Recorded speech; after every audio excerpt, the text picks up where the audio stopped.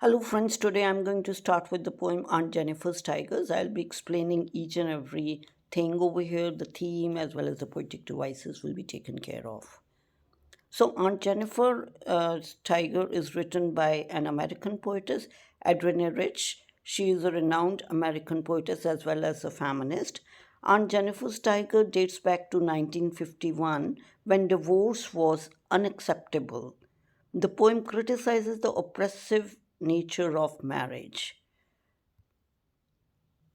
Theme or central idea: the poem highlights the issue of male dominance in the patriarchal society. At that time, in that era, males they were very dominating. Aunt Jennifer represents every woman who seeks her freedom and wants to voice her opinion as she feels oppressed by the societal expectations tied to her gender role. Now, like she represents every woman, where every woman at that moment in that era who really wanted to be free because a lot of expectations were there from the society, especially when they got married. They could not say no to the husbands and they had no voice.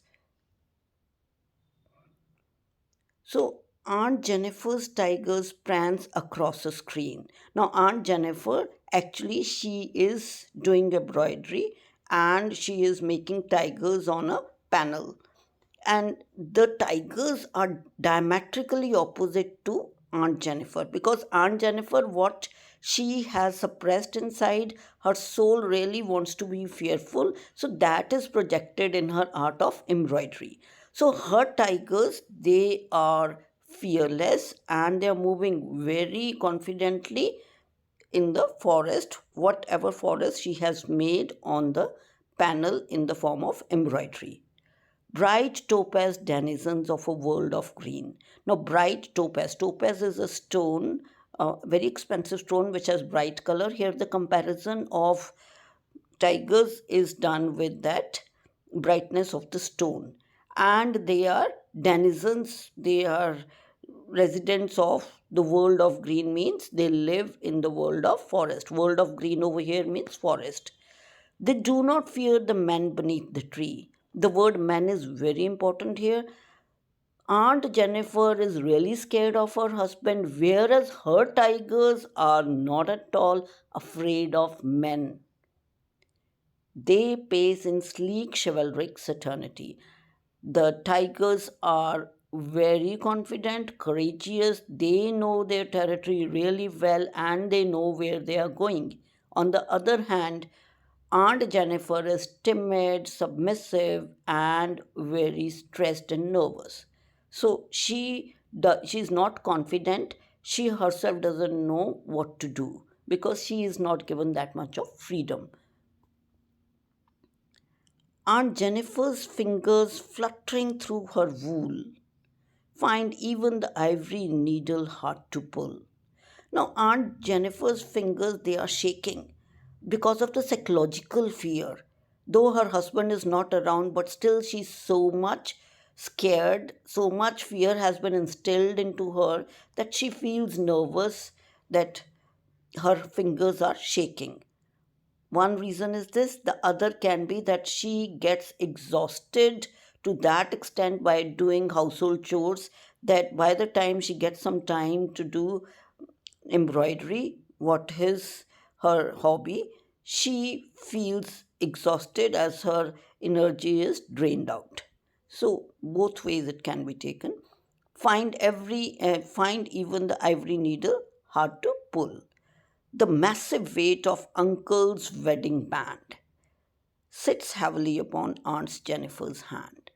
Now, Uncle's wedding band over here means the ring which her husband has given. The wedding band is really, really very oppressive for her. It is not the weight of the wedding band, it is the weight that stresses her mentally and emotionally that is bothering her. Sits heavily upon Aunt Jennifer's hand. So the wedding band sits heavily here. the poetic device used is personification. Wedding band sits heavily. So, wedding band is inanimate object. It has been given the quality of human, sits heavily. So, this means the marital obligations are so much that they sit heavily upon her hand. When aunt is dead, her terrified hands will lie still ringed with ordeals she was mastered by. The tigers in the panel that she made will go on prancing proud and unafraid. Now, in the third stanza, it is told that even when aunt dies, she will not get freed of the fear. Her terrified hands, it's not the hands which are terrified, it's transferred epithet used here.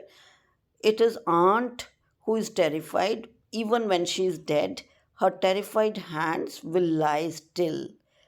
They will lie motionless, ringed. Now, the word ringed again is used over here in a different form. Over there it was a wedding band. Here it is ringed with ordeals she was mastered by. Ringed also is symbolic of confinement. She was confined to do all those things, and she has undergone a lot of mental and emotional stuff, agony. She was mastered by. Master is a word that is normally used for the masters and the animal. Now, ring, we have ring and circus is there, animals in the ring, and there is a master who trains. So, that kind of symbolism is used. The tiger is in the panel that she made, will go on prancing proud and unafraid. But the art which she has made will definitely have triumph over her. That the tigers, the soul, which she wants to have that kind of soul of a tiger, that kind of freedom, that kind of courage she's looking for. The tigers in the panel that she made will go on prancing proud and unafraid. They will remain unafraid. The tigers will move on, though the aunt will no more be there, the one who made them. So, tone of the poetess is critical and reflective. Now, critical as the poetess comments on the unfairness of Aunt Jennifer's situation and societal norms that restrict women's freedom of self expression. Chivalric indicates a sense of outdated and traditional gender roles because the word chivalric has been used for tigers. Now, it is reflective as the poetess contemplates about the lasting impact of societal expectations and suppression of women. So, the tone is both critical and reflective. Poetic devices used anaphora is use of same word in two consecutive lines, like they do not and they pace. These two have been used in consecutive lines. So metaphor is comparison of two things without making use of the word like or as. Bright topaz, it is used for describing the tiger. Imagery has been used. Imagery means words that evoke any of our five senses. So, Aunt Jennifer's tigers prancing fearlessly portrays powerful and fearless nature of the tigers in contrast to timid, fearful, suppressed aunt. The imagery evokes strong emotions in the mind of the reader. Symbolism is used. Tigers they become symbol of strength, freedom, autonomy, and alliteration is used. The repetition of initial consonant sound is called alliteration, like fluttering fingers is alliteration here.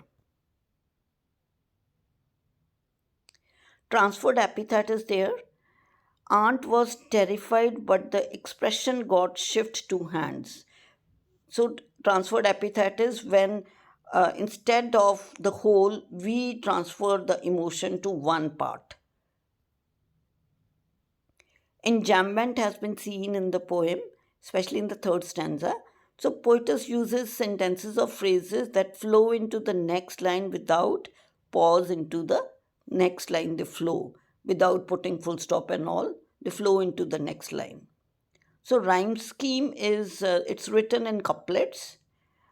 The repetition is there are certain phrases are repeated to stress upon particular points. That's repetition.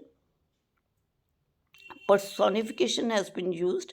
Aunt Jennifer's tigers, they have been personified. A piece of art is personified as tigers are shown prancing and given human traits of chivalry.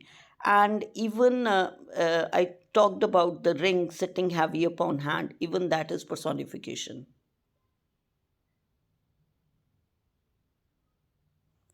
Irony is used.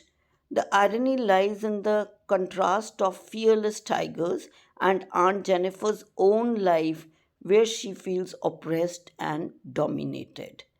So, the creator of the tigers is very timid, whereas what she created is they are very fearless.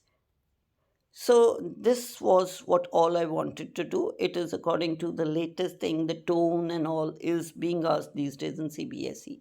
Thank you.